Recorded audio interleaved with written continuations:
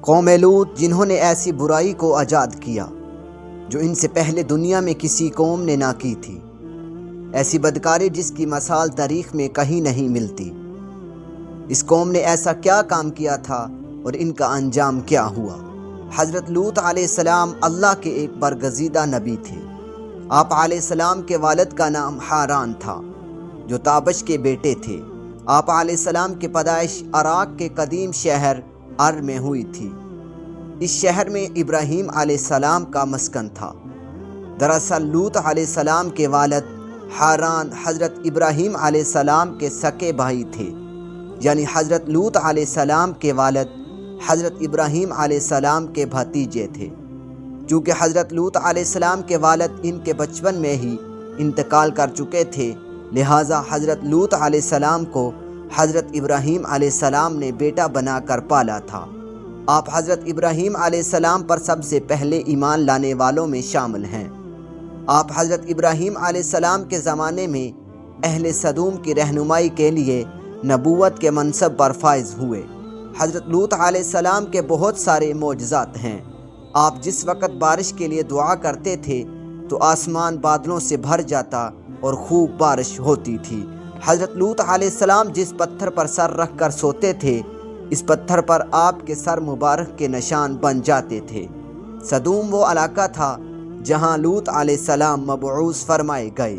سدوم کے آس پاس 5 نہایت ہی خوبصورت شہر آباد تھے، جن میں سے ہر ایک کی آبادی 1 لاکھ سے زیادہ تھی۔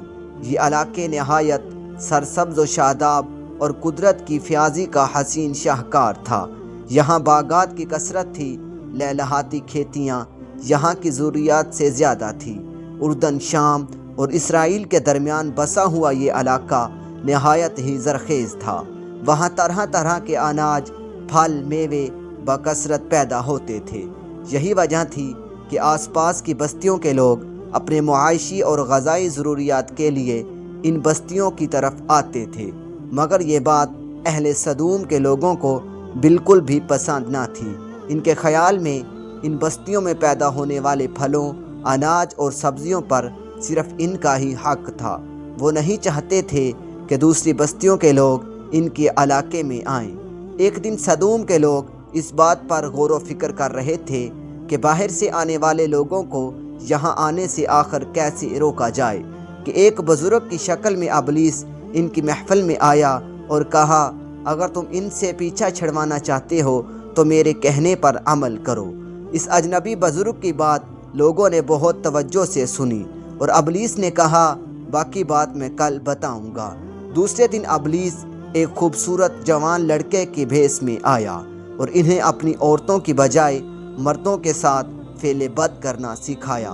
ابلیس نے کہا کہ اگر تم ان بستیوں کے لوگوں سے نجات چاہتے ہو جو تمہاری بستیوں میں آ جاتے ہیں، تو ایسا کرو کہ جب بھی کوئی شخص تمہارے علاقے میں آئے تو تم زبردستی اس کے ساتھ اپنی خواہش پوری کرو۔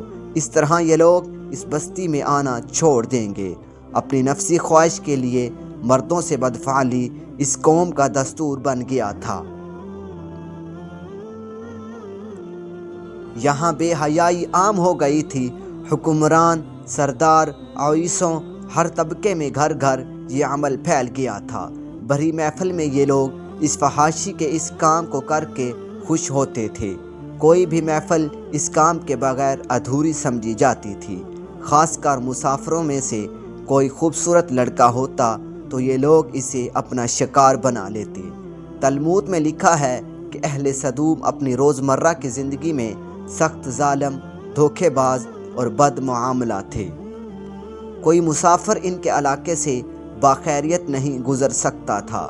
کوئی غریب ان کی بستیوں سے روٹی کا ایک ٹکڑا نہ پا سکتا تھا۔ کئی مرتبہ ایسا ہوتا تھا کہ باہر کا آدمی ان کے علاقے میں پہنچ کر فاقوں سے مر جاتا تھا اور یہ لوگ اس کے کپڑے اتار کر اس کی لاش کو برہنہ دفن کر دیتے۔ اپنی وادی کو انہوں نے ایک باغ بنا رکھا تھا جس کا سلسلہ میلوں تک پھیلا ہوا تھا۔ اس باغ میں وہ انتہائی بے حیائی کے ساتھ علانیہ بدکاریاں کرتے تھے۔ حضرت لوط علیہ السلام نے انہیں توحید کی دعوت دی اور بدکاری کے اس گھنونے عمل سے توبہ کرنے کا حکم دیا۔ حضرت لوط علیہ السلام نے کہا تم یہ کیوں کرتے ہو؟ کیا تم عورتوں کو چھوڑ کر لذت حاصل کرنے کے لیے مردوں کی طرف مائل ہوتے ہو؟ حقیقت یہ ہے کہ تم احمق لوگ ہو۔ تو پھر حضرت لوط علیہ السلام اہل سدوم کو دن رات واعظ و نصیحت کیا کرتے تھے، لیکن اس قوم پر اس کا کوئی اثر نہ ہوا، بلکہ وہ بہت فخریہ انداز میں یہ کام کرتے تھے۔ انہیں حضرت لوط علیہ السلام کا سمجھانا بھی برا لگتا تھا، لہٰذا انہوں نے صاف صاف کہہ دیا کہ اگر تم ہمیں اس طرح بھلا کہتے رہے اور ہمارے کاموں میں مداخلت کرتے رہے تو ہم تمہیں اپنے شہر سے نکال دیں گے۔ حضرت لوط علیہ السلام نے نصیحت و تبلیغ کا سلسلہ جاری رکھا، لہٰذا ایک دن اہل سدوم نے خود ہی عذاب الہی کا مطالبہ کر دیا۔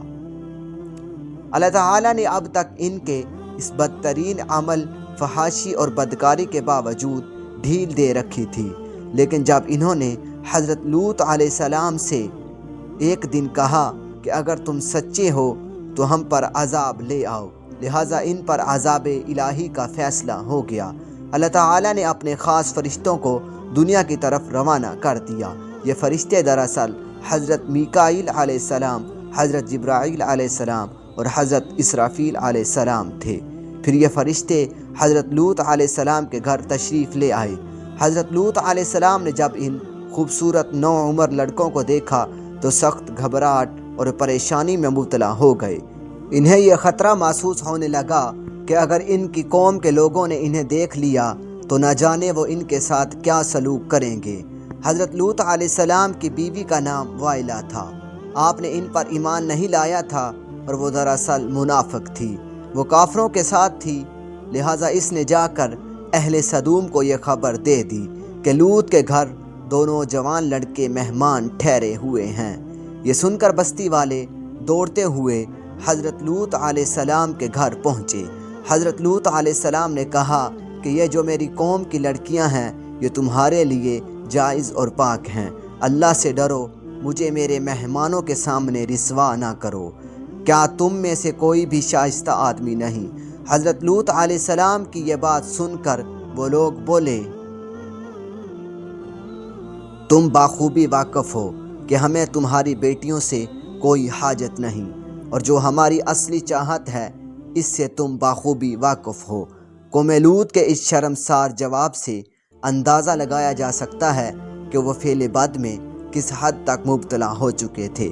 جب حضرت لوط علیہ السلام کی قوم ان کے گھر کی طرف دوڑتی ہوئی آئی تو حضرت لوط علیہ السلام نے گھر کے دروازے بند کر دیے تو ان نوجوانوں کو ایک کمرے میں چھپا دیا، اور بدکار لوگوں نے آپ کے گھر کا گھیراؤ کیا ہوا تھا اور ان میں سے کچھ گھر کی دیواروں پر بھی چڑھنے کی کوشش کر رہے تھے۔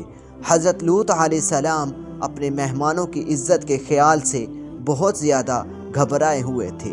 فرشتے یہ سب منظر دیکھ رہے تھے۔ جب انہوں نے حضرت لوط علیہ السلام کی بے بسی اور پریشانی کا یہ عالم دیکھا تو حقیقت سے پردہ اٹھاتے ہوئے یوں فرمایا، اے لوط، ہم تمہارے رب کے بھیجے ہوئے فرشتے ہیں، یہ لوگ ہرگز تم تک نہیں پہنچ سکیں گے۔ ابھی کچھ رات باقی ہے تو آپ اپنے گھر والوں کو لے کر چل دو اور تم میں سے کوئی شخص پیچھے مڑ کر نہ دیکھے۔ اہل سدوم حضرت لوط علیہ السلام کے گھر کا دروازہ توڑنے پر باضد تھے کہ حضرت جبرائیل علیہ السلام نے گھر سے باہر نکل کر اپنے پر کا ایک کونا انہیں مارا، جس سے ان کی آنکھوں کے ڈھیلے باہر نکل آئے اور بصارت ظاہر ہو گئی۔ یہ خاص عذاب ان لوگوں کو پہنچا جو حضرت لوط علیہ السلام کے پاس بددیانتی سے آئے تھے۔ حضرت لوط علیہ السلام حقیقی حال جان کر مطمئن ہو گئے اور اپنے گھر والوں کے ساتھ رات کو ہی نکل کھڑے ہوئے، لیکن پھر بھی ان کی بیوی ان کے ساتھ تھی۔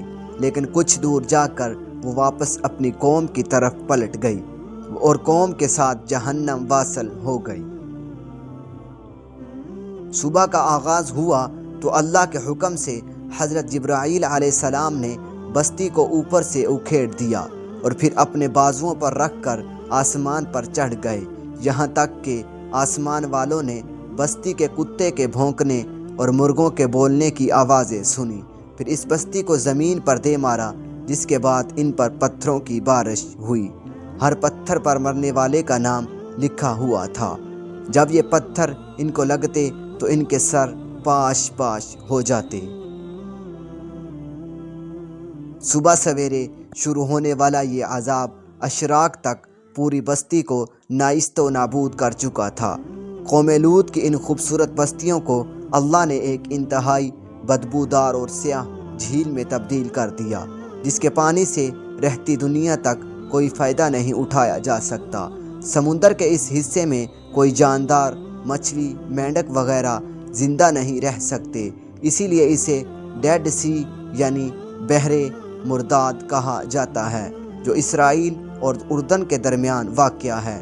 ماہرین آثار نے 10 سالوں کی تحقیق و جستجو کے بعد اس تباہ شدہ شہر کو دریافت کیا تھا۔ تحقیقات سے پتہ چلا تھا کہ اس شہر میں زندگی بالکل ختم ہو چکی تھی۔